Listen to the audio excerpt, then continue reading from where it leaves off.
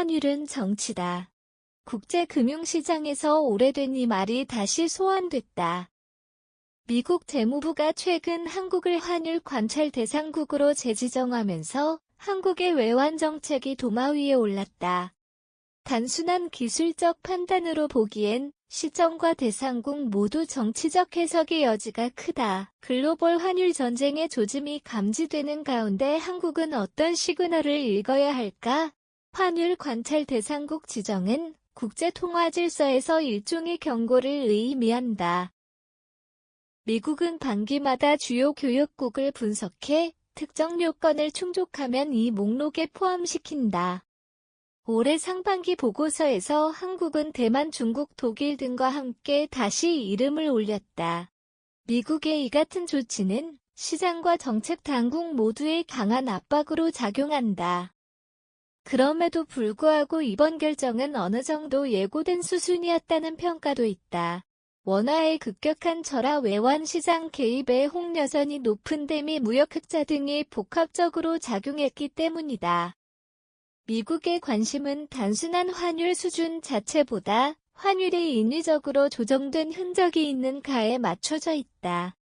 시장 진화적으로 불려온 한국의 외환 정책이 의심받는 이유도 여기에 있다.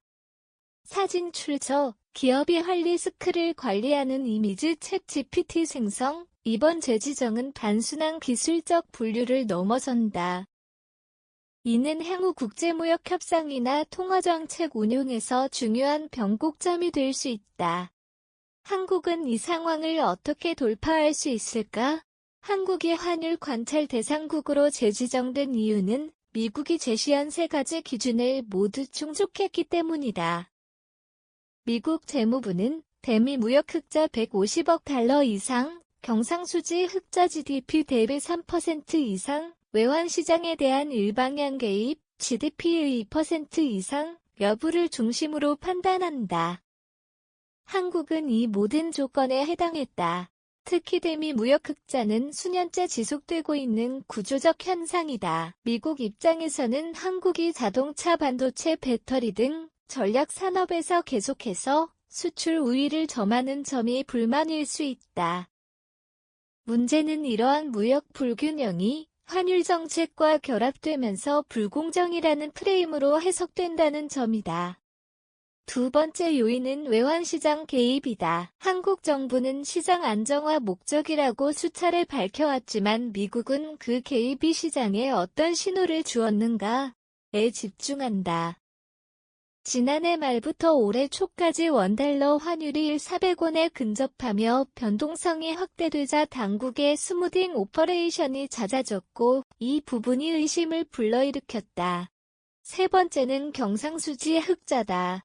제조업 중심의 경제 구조와 높은 수출의 존도로 인해 경상수지 흑자가 자연스럽게 발생하고 있으며 이는 미국의 환율 감시 기준상 경고 요인이 된다. 결국 한국은 의도와 무관하게 기준 충족이라는 명확한 수치 앞에 재지정을 피할 수 없었다. 문제는 앞으로다. 수출 구조를 단기간에 바꾸는 것은 어렵고 외환시장 안정화도 포기할 수 없다면 무엇을 어떻게 조정해야 할까? 한미 경제 외교의 긴장감 그리고 금융시장의 반응 이번 조치는 외교적으로도 파장을 일으키고 있다. 2022년 한국이 환율 관찰 대상국에서 제외된 이후 한미 양국은 전기차 보조금, 반도체 공급망이라 법안 등 다양한 분야에서 긴밀히 협력해왔다. 그러나 이번 재지정을 통해 미국은 다시금 환율을 경제적 압박 수단으로 활용하고 있다. 시장 역시 민감하게 반응했다. 한국은 행과 기획재정부는 환율 정책은 투명하게 운용되고 있다고 즉각 해명했지만 외국인 투자자들은 한국의 외환 정책이 향후 더욱 제약받을 수 있다는 우려를 드러냈다. 이는 자본 유출 위험과 통화 정책의 운신폭을 제한하는 요소가 될 수 있다. 더불어 환율이 급등락하는 환경에서 한국 기업들의 헐리스크 관리도 더욱 중요해졌다. 특히 수출 비중이 높은 중소기업은 환해지 전략을 강화하지 않으면 직접적인 피해를 입을 수 있다. 금융기관들 역시 대외 신인도 관리를 위해 선제적인 대응이 요구된다.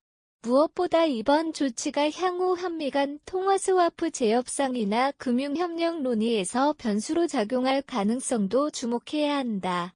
미국은 환율 관찰 대상국에 대해 더 높은 투명성과 보고의 물을 요구하며 경우에 따라 환율 조작국 지정까지 이어질 수 있다.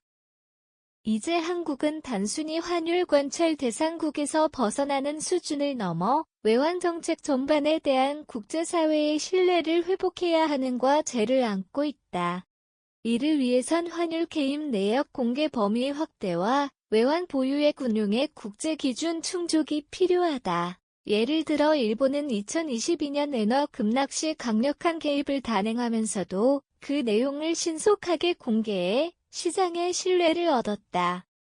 한국도 2023년부터 분기별 개입 내역을 공표하고 있으나 아직은 국제 기준에 미치지 못한다는 지적이 있다. 정보의 투명성은 시장을 안심시키는 가장 강력한 수단임을 인식해야 한다. 또한 외환정책을 총괄하는 부처 간 조율도 절실하다. 한국은 행기획재정부 금융위원회 등 각 기관이 상이한 이해관계를 갖는 가운데 외환정책이 일관된 원칙에 따라 운영되기 위해선 확실한 컨트롤 타워가 필요하다. 아울러 수출 중심의 경제 구조에서 벗어나 내수 활성화 및 산업 다각화를 추진하는 중장기적 노력이 필요하다. 이는 대미 무역 흑자를 구조적으로 완화시킬 수 있으며 환율 감시 대상에서 벗어나는 실질적인 방안이 될 수 있다. 백슬래시는 기술이 아닌 신뢰의 문제다. 이번 환율 관찰 대상국 재지정은 단순한 수치 기준 충족을 넘어서 한국 외환정책에 대한 국제사회의 신뢰 점검으로 볼 수 있다. 외환시장에서의 투명성과 자율성 그리고 글로벌 스탠더드를 따르는 태도가 요구된다. 한국은 외환위기, 글로벌 금융위기, 팬데믹 등 여러 차례 위기를 돌파해온 경험이 있다.